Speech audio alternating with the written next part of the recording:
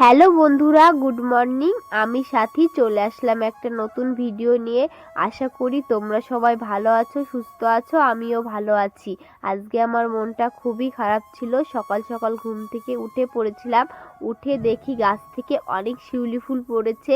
কারণ আমি ভোরবেলা উঠি না, এই জন্য দেখতে পাই না। আমার ঠাম্মাই সব ফুল তুলে নেয়। তো আজকে সকালে ঘুম থেকে যেহেতু আমি আগে উঠেছি, এই জন্য সব ফুল আমি খুঁটেছি। দেখো কতগুলো ফুল তুলেছি।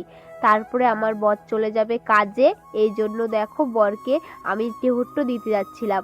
আর এইদিকে প্রচুর কুয়াশা পড়েছে, রাস্তায় কিচ্ছু দেখা যাচ্ছে না চারিপাশে। এতটা পরিমাণে শীত এবং কুয়াশা পড়েছে। শীত চলে এসেছে, এখন থেকে হয়তো সোয়েটার পরা লাগবে। তো এখানে বরকে নিয়ে চলে যাচ্ছিলাম, মনটা খুবই খারাপ করছিল।